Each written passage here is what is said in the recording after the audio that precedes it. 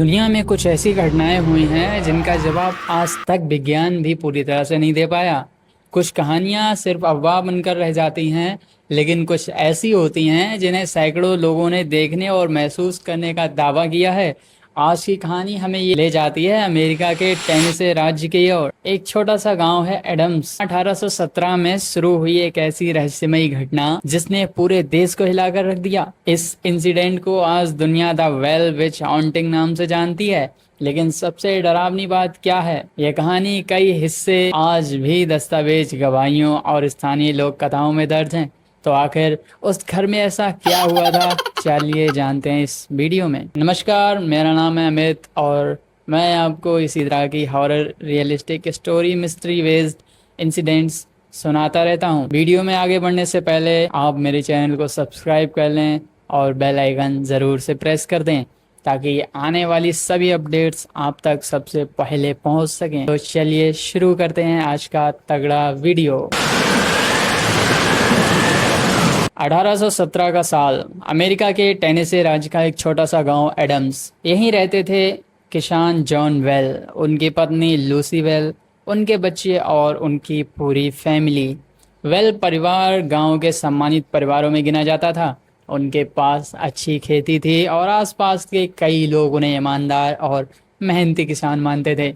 उनकी जिंदगी बिल्कुल सामान्य थी। सुबह खेतों में काम, शाम को परिवार के साथ समय और रविवार को चर्च।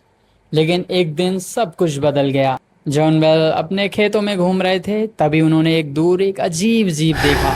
उसका शरीर कुत्ते जैसा था, लेकिन किसी और जानवर जैसा दिखाई दे रहा था। जॉन वेल ने उसे भगाने के लिए गोली चलाई। गोली चलने की आवाज आई, लेकिन यह जीव अचानक गायब हो गया।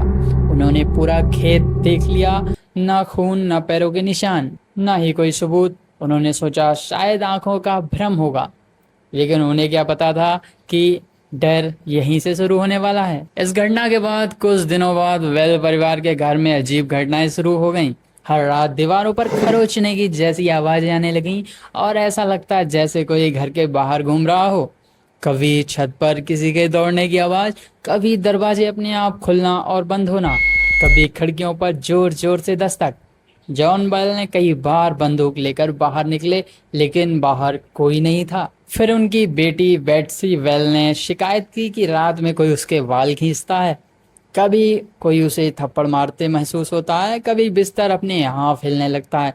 शुरुआत में परिवार ने इसे बस सपना समझा, लेकिन जल्द ही पड़ोसियों ने भी घर से आती अजीब आवाजें सुनने का दावा किया। धीरे धीरे एडम्स गांव में वेल परिवार की चर्चा फैल गई। लोग रात में उनके घर के बाहर खड़े होकर उन आवाजों को सुनने के लिए आने लगे। तब एक और मिस्टीरियस इंसिडेंट हुआ। कुछ ही हफ्तों बाद वेल परिवार ने सिर्फ आवाजें ही नहीं सुनी, बल्कि एक महिला जैसी आवाज सुनाई देने लगी। शुरुआत में वह धीमे धीमे से फुसफुसाती थी, फिर धीरे धीरे साफ शब्द बोलने लग गई। लोगों का मानना है और उनके अनुसार उन्होंने खुद को कैट कहा। कैट। सबसे चौंकाने वाली बात यह थी कि वह वेल परिवार की ऐसी निजी बातें भी बता रही थी जिसे बाहर का कोई नहीं जानता था। गांव के लोग भी यह आवाज सुनने आने लगे। कई लोगों ने दावा किया कि उन्होंने उस आवाज को अपने कानों से सुना। हालांकि इन दावों की स्वतंत्र पुष्टि नहीं हो सकी, लेकिन इसी वजह से ये घटना पूरे टेनेसी में फैल गई। वेल परिवार की घटना अब सिर्फ उनके घर तक ही सीमित नहीं रही। एडम्स टेनेसी के आसपास के लोग वेल फैम पर आने लगे। कई लोगों का दावा था कि उस रहस्यमयी महिला की आवाज खुद सुनी।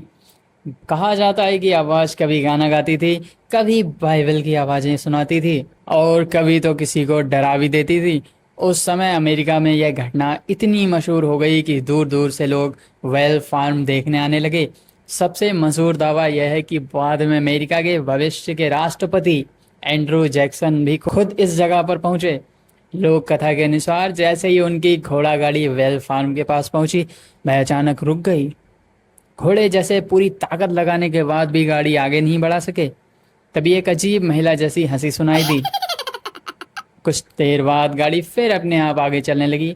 हालांकि इतिहासकारों के बीच इस कहानी को लेकर मतभेद है और उनका पक्का ऐतिहासिक प्रमाण उपलब्ध ही नहीं है, लेकिन यह घटना वेल विच की कहानी का सबसे प्रसिद्ध हिस्सा बन गई। 1820 आते आते जॉन वेल की तबीयत अचानक खराब हो रहने लगी। आखिर 2 सालों में इतना सब कुछ बदल गया।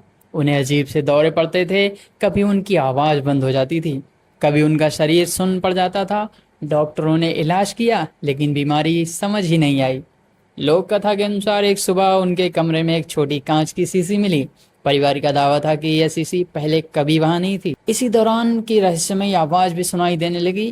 कहा जाता है उसने दावा किया, मैंने ही जॉन बेल को जहर दिया है।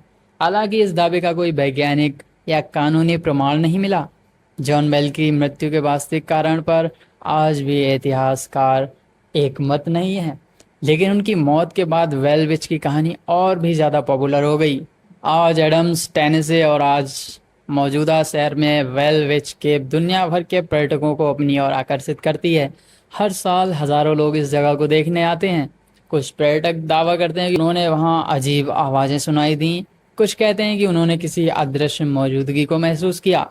हालांकि इन दावों की स्वतंत्र वैज्ञानिक पुष्टि नहीं हुई है और आज भी वेलविच के पैरानॉर्मल इन्वेस्टिगेटर्स और इतिहासकारों दोनों के लिए दिलचस्प जगह बनी हुई है। कुछ लोग इसे अमेरिका की सबसे प्रसिद्ध हॉन्टेड लीजेंड मानते हैं, तो कुछ लोग कहते हैं यह सिर्फ डर, अफवाह और लोक कथाओं का मिश्रण है। तो आखिर वेलविच कौन थी? क्या सच में कोई आत्मा वेल परिवार के को परेशान कर रही थी, या फिर एक ऐसी कहानी थी जिसे लोगों ने समय के साथ और रहस्यमय बना दिया? इसका कोई निश्चित जवाब आज भी किसी के पास नहीं है, लेकिन एक बात तो है, 1817 में टेनेसी के छोटे से गांव एडम्स में हुई इस घटना में पूरे अमेरिका में इतिहास एक अलग ही पहचान बना दी। आज भी वेलविच का नाम सुनते ही लोगों के मन में डर और रहस्य दोनों जाग उठते हैं। अगर आपको ऐसी ही सच्ची रहस्यमय घटनाएं, हॉरर डॉक्यूमेंट्री और इतिहास से जुड़े अनसुलझे रहस्य पसंद हैं तो वीडियो में को लाइक करें, चैनल को सब्सक्राइब करें और कमेंट में बताइए क्या आपको लगता है कि वेलविच एक असली घटना थी या सिर्फ एक डरावनी लोक कथा। मिलते हैं अगली वीडियो में और एक और ऐसे रहस्य के साथ जो शायद आपकी सोच बदल दे। Thank you.